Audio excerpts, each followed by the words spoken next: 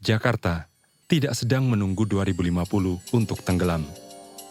Bagi sebagian warga pesisir, ramalan itu telah menjadi kenyataan saat banjir rob menerjang permukiman mereka setiap harinya. Air pasang menggenangi rumah warga karena posisi daratan kini sudah berada di bawah permukaan laut. Sebagian wilayah lain tetap kering karena terlindungi tanggul beton. Namun tanggul bukanlah jawaban.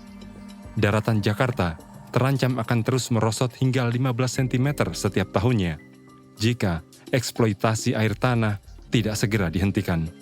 Selengkapnya, simak Saga KBR.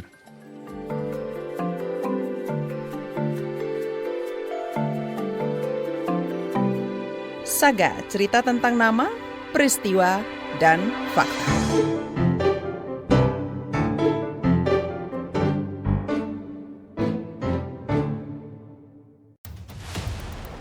Tenggelam. Jakarta akan tenggelam. Jakarta diprediksi tenggelam pada 2050. Itu artinya kurang dari 25 tahun lagi. Tetapi bagi warga yang bermukim di Kampung Nelayan Muara Angke, itu bukan ancaman masa depan. Iya, air pasang. Ntar surutnya ini lagi narik ini, lagi nyurut ini. Tadi mah gede banget ini. Ipah merasakan perubahan dari waktu ke waktu. Kalau dulu mah nggak ada banjir. Sekarang aja kayak sering hampir tiap hari. Banjir. Ini baru berapa hari mulai banjir. Kadang-kadang banjirnya sore, kadang-kadang banjirnya. Karena langganan banjir rob, mereka tinggal di rumah-rumah berbentuk panggung. Suami Ipah, Khalil, hari itu terpaksa menambatkan perahunya. Badai terlalu besar, kenceng anginnya, petir juga, terus banjir robnya tinggi. Ya dipaksakan, khawatir perahunya ini udah agak tua. Rumah pasangan ini posisinya sekitar 200 meter dari bibir pantai. Saya menyusuri gang-gang sempit yang tergenang air setinggi paha orang dewasa, warnanya keruh. Aroma khas laut yang asin bercampur bau tengik. Bau ini timbul karena campuran air laut dengan limbah rumah tangga dan pembusukan materi organik yang terendam. Ini adalah Kampung Kerang Hijau. Sesuai namanya, kampung ini dikenal sebagai pusat tangkapan kerang hijau Jakarta. Mayoritas warga menggantungkan hidupnya pada kerang hijau, baik sebagai nelayan, membuka usaha, ataupun pengupas kulit kerang. Itu sebab kampung yang menghadap Teluk Jakarta ini berdiri di atas limbah kulit kerang.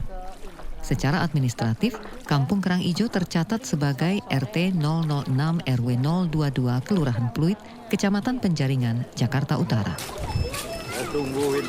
Tadi jam 5:30 badainya langsung datang, banjirnya besar. Banjirnya tiba-tiba. Khalil merasa khawatir. Upaya warga menimbun kulit kerang untuk mencegah rumah mereka tenggelam tak banyak membuahkan hasil. Kampung tetap terendam dan makin rutin. Banjir kalau dihitung dari dulu sampai sekarang ya lebih parah saat. Ya artinya ketika kami uruk tinggi ya sekarang dia mengikuti lagi urugan kita. Jadi ini urugannya? Iya, urugan baru kan. Nah, urugan lama saya timbun urugan baru. Coba saya tinggiin dalam 2 meter atau 1,5 meter. Tapi tetap naik. Saban banjir rob datang, kemalangan nelayan berlipat ganda. Jikapun ada tangkapan, seringkali tak bisa dijual. Kan mau dijual kemana? Kan ini agak sangat kebingungan. Bagaimana kalau di sini aja banjir, di pasar-pasarnya banjir karena banyak dicampur, banyak hujan juga. Orang mah kalau dibilang 200 ya udah untung besar. Karena apa ya? Untung besarnya di saat kita dapat 200 itu anak istri kalau di saat gelombang ini besar ya. Terus kita berangkat dipaksakan. Kalau sudah begini, Ipah harus memutar otak. Ya, ibu juga kan harus belanja. Sedangkan itu pengeluaran aja udah habis 250 habis. Yang dapat 5 kilo itu kalau dijual paling dapatnya berapa sih? Kalau seandainya sekilonya 5.000, yang 5 kilo paling dapatnya 20.000. Untuk menambal kebutuhan hidup saat Rob bikin mesin perahu terhenti, berhutang jadi satu-satunya opsi. Ya kan tekor. Kita nyakut utang sama warung itu. Bon dulu. Utang di warung-warung, utang di teman-teman. Ya saling adaptasi aja. Gimana caranya kita ini supaya kuat ya. Bagaimana ya kalau penghasilannya banyak-banyak nganggur, banyak kekurangan, banyak kena badai. Kondisi Jakarta Utara dahulu tidak seburuk ini, kenang Halil. Ketika itu, benteng alami berupa hamparan hutan bakau atau mangrove masih rimbun. Ya dari semenjak 283 itu saya sudah merantau ke wilayah-wilayah pesisir. Bukannya banyak lagi, Ancol masih indah mangrove-nya. Dan bersih, airnya jernih. Ketika air dari Bogor datang itu bisa buat cuci baju, cuci pakaian, terus piring, buat nyuci beras juga dulu. Namun, pesatnya pembangunan di pesisir Jakarta dalam 3 dekade terakhir mengakibatkan mangrove menyusut hingga hanya tersisa 25% saja. Data Dinas Lingkungan Hidup Jakarta memperlihatkan hutan mangrove Jakarta tinggal 300-an hektar saja pada tahun 2020. Padahal di tahun 1990-an masih seluas 1.300 hektar. Itu pohon-pohon mangrove. Nah, kami sangat menyayangkan kalau mangrove itu diganti dengan bangunan-bangunan seperti hotel-hotel seperti itu ya. Halil mengingat bagaimana kehadiran beton menggantikan akar mangrove kurun 1990-an. Ketika itu pembangunan Pantai Indah Kapuk, PIK, dimulai. Proyek garapan konsorsium Ciputra dan Salim Group sempat mendapat protes keras. Tidak hanya dari warga pesisir, tetapi juga sejumlah pakar lingkungan, tata ruang, dan lembaga masyarakat sipil. Mereka mewanti-wanti pembangunan PIK yang menggerus hamparan hutan bakau bakal meningkatkan risiko banjir, terutama di penjaringan Jakarta Utara. Sebab sistem tata air akan terganggu dan kawasan resapan air alami hilang. Apa yang diprediksi pun terjadi. Dulu sebelum dibangun PIK, dibangun gedung-gedung bibir pantai, itu dulu rawa, sawah, berpetak-petak empang bandeng, empang ikan mujair. Di situ ketika hujan, air pasang rob besar, itu seluruh lini itu menyudut air itu menyebar. Dan ketika surut air laut itu mencari sela-sela yang menembus ke laut. Sekarang ada enggak? Ditutup dengan gedung-gedung. Bahkan diuruk dengan pasir-pasir putih di bibir pantai. Nelayan seperti Halil hanya bisa berharap sumber penghidupannya tak mati. Begitu mendengar kabar PIK 2 Garapan Agung Sedayu Group dimulai. Proyek itu direncanakan selesai pada tahun ini. Tidak ada solusi untuk membangun proyek tersebut, proyek reklamasi atau PIK 2. Tiba-tiba di laut saya dibatasi, tidak boleh, ini batas-batas DKI Pak. Padahal saya di sini sampai saat ini sudah 38 tahun. Kok kenapa dibatas-batasi yang dilarang untuk mendekat-mendekat di situ dengan... Itu kan usahanya di situ, karena itu ladang sumber kehidupan kita dari kecil. Dari saya umur 7 tahun sudah jadi sumber kehidupan. Proyek reklamasi utara Jakarta yang menghilangkan hutan bakau bukan satu-satunya penyebab kampung nelayan makin sering terendam banjir rob. Nah kalau di tahun 97, 98, 2000-an awal gitu, itu memang catatan penurunan tanahnya ada gitu. Tetapi si daerah pesisirnya itu masih lebih tinggi dari muka laut. Sehingga waktu itu ketika tanahnya terus turun, banjir rob itu belum ada waktu itu. Ini Dr. Heri Andreas, ahli geodesi dari Institut Teknologi Bandung ITB. Dia merupakan salah satu ahli yang konsisten menyuarakan peringatan dan memprediksi Jakarta tenggelam.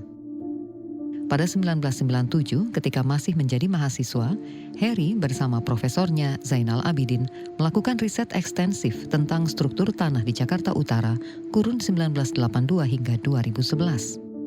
Tim menemukan permukaan tanah rata-rata turun 2 hingga 15 cm atau bahkan 20 hingga 25 cm dalam setahun. Tak hanya menghadapi penurunan tanah atau land subsidence, Jakarta juga terancam oleh naiknya permukaan air laut akibat krisis iklim global. Kenaikan suhu bumi menyebabkan wilayah Antartika dan Greenland kehilangan ribuan gigaton es.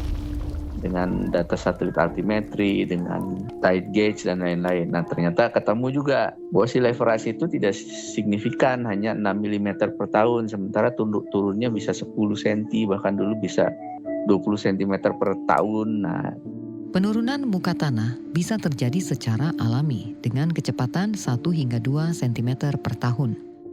Sementara kecepatan amblesnya permukaan tanah Jakarta melampaui itu. Penyebabnya banyak.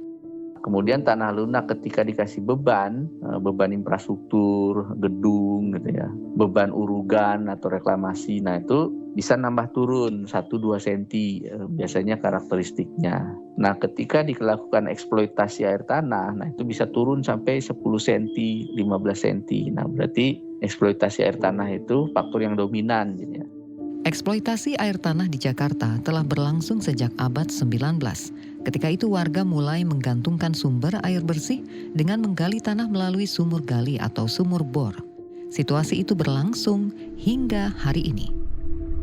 Kebutuhan air bersih di Jakarta diperkirakan mencapai 846 juta meter kubik per tahun pada 2019. Sedangkan layanan air bersih perpipaan Jakarta hanya mencapai sekitar 62%. Sehingga sisa kebutuhan air bersih dipenuhi dari pengambilan air tanah.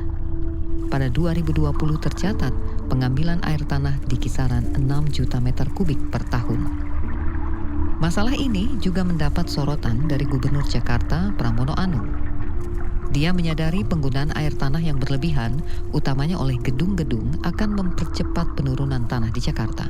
Pada 6 Februari lalu, Pramono Anung menerbitkan aturan untuk mengawasi penggunaan air tanah oleh gedung-gedung Jakarta. Air tanah di Jakarta juga menjadi hal yang harus diperhatikan supaya kemudian tidak terjadi penurunan permukaan air tanah yang berisiko pada banjir.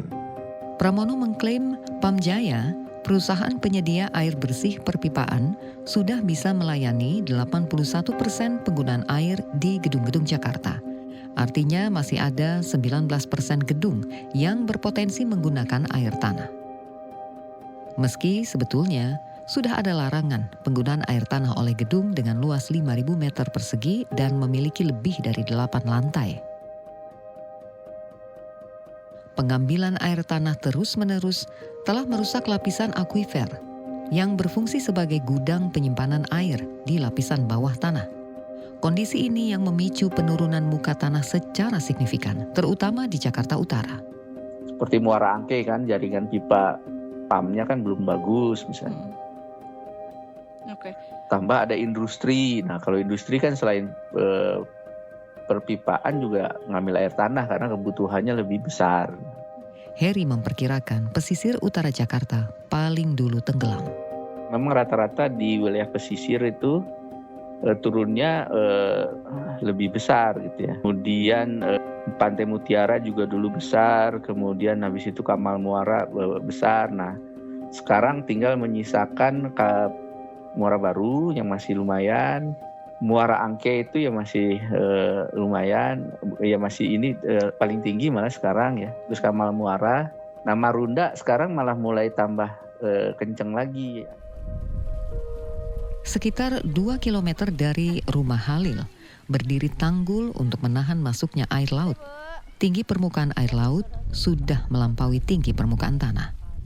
Tanggul setinggi 2 meter itu dibangun usai banjir menerjang perumahan elit Pantai Mutiara 2008 lalu.